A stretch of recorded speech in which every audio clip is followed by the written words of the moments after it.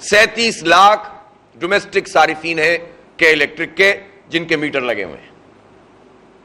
تو آپ دیکھ لیجئے یہ آبادی، یہ عقل کے اندھوں کو ہی نظر نہیں آئے گی، یا جال سازوں اور غداروں کو نظر نہیں آئے گی، باقی سب کو نظر آئے گی. گیس کا میٹر کا تو حال اس سے بھی زیادہ ہے. آپ پکی آبادیوں میں، آپ بڑے بڑے گھروں میں جا کر دیکھ لیں، ہر فلور کا الگ میٹر سب جگہ نہیں ہوتا. پھر کچی آبادیوں کو تو آپ دیکھ ہی لیجئے کیا ہے.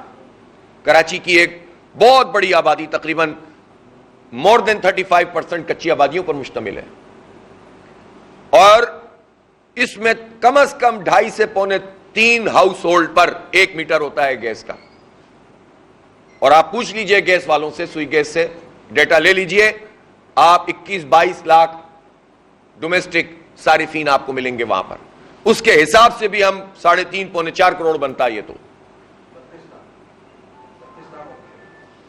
وہ اس میں باقی بھی شامل ہوں گے نا. کراچی صرف وہ سندھ کا ہوگا.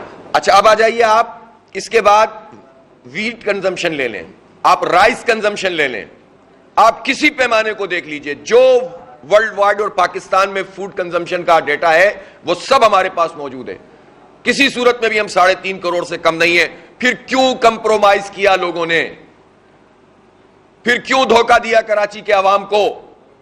پھر کیوں 1.5 کروڑ لاشوں پہ کھڑے ہو کر سیاست کر رہے ہیں؟ مار دیے نا انہوں نے تو اپنی طرف سے، ختم کر دیے کہ ہمارا کوئی حساب ہی نہیں ہے.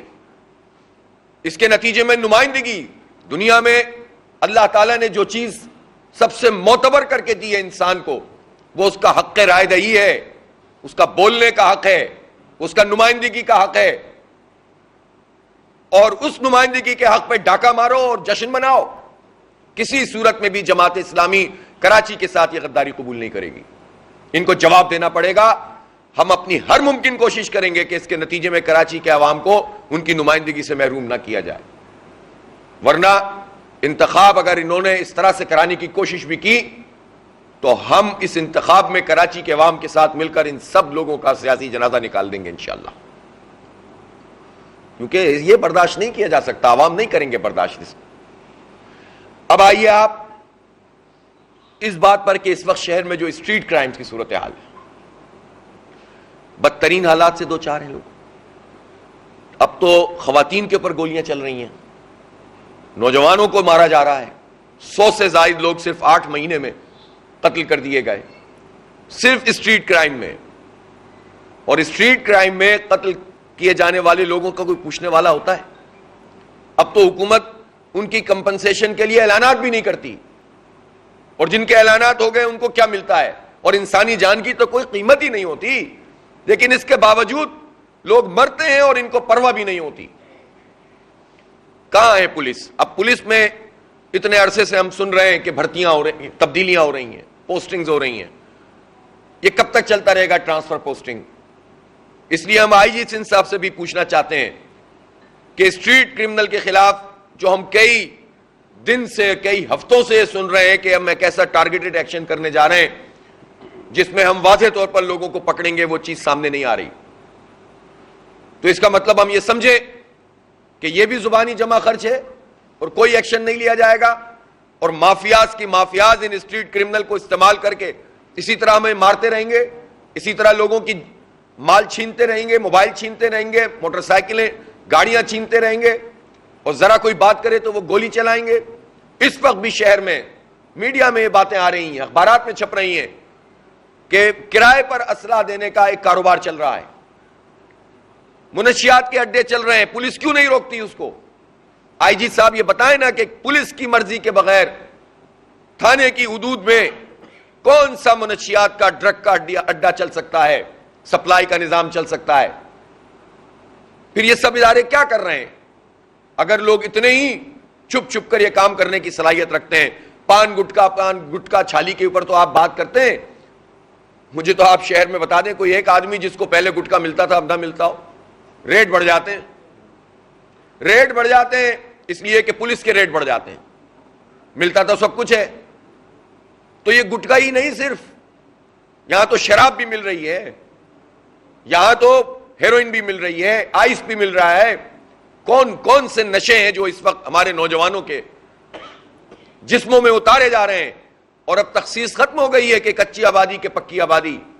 اب سرکاری اسکولوں اور کالجوں اور یونیورسٹیوں میں بھی اور پرائیویٹ اسکولوں کالجوں اور یونیورسٹیوں میں بھی یہ سپلائی کا نظام چل رہا ہے.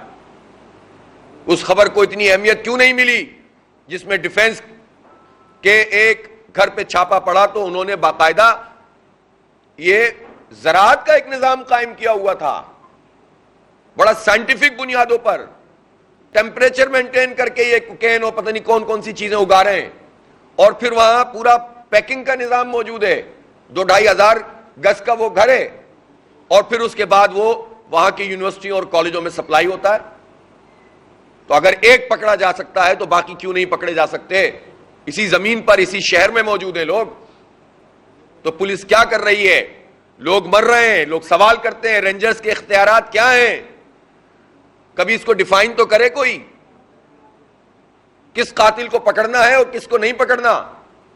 اسٹریٹ کرائم کرتے ہوئے کوئی گولی چلائے تو رینجرز کی رینج میں آتا ہے کہ نہیں آتا؟ یہ سوال شہری کا نہیں ہے, مظلوم کا نہیں ہے. یہ سوال لوگوں کا یہ نہیں ہے کہ آپ کا اختیار کیا ہے. ہمارا سوال یہ ہے کہ ہماری جان مال عزت آبرو کا تحفظ کیوں نہیں ہے؟ ہم دیکھتے ہیں رینجرز کے جوان جگہ جگہ کھڑے ہوئے ہوتے ہیں, پولیس والے کھڑے ہوئے ہوتے ہیں, ہم دیکھتے ہیں وہ اپنی ڈیوٹی انجام دیتے ہیں, لیکن وہ کون سی چیز ہے جو ان جوانوں کی جو اپنی اپنی ڈیوٹیاں بھی انجام دے رہے ہیں ان جوانوں کو روکتی ہیں کہ جس کے نتیجے میں وہ کرمنل کو نہ پکڑیں, وہ قاتلوں کو نہ پکڑیں؟ تو اس کا جواب کون دے گا؟ اس کا جواب حکومت دے گی. اس کا جواب وہ دیں گے جن کے پاس اختیار ہے, جن کے پاس طاقت ہے. عوام سے تو آپ پورے ٹیکس وصول کر رہے ہیں, عوام پہ تو آپ سے کوئی رعایت نہیں کر رہے, عوام کو آپ امن بھی نہیں دیں, عوام کو آپ تعلیم بھی نہ دیں, عوام کو آپ صحت کی سہولت بھی نہ دیں, عوام کو آپ روزگار بھی نہ دیں, اور جب کچلنے کی بات آئے تو آپ ریٹ قائم کریں, دیں کچھ نہیں, ٹیکس پورا وصول کریں. آپ یہ بتائیے کہ پھر لوگ کیا کریں؟ کب تک چلے گا یہ سلسلہ؟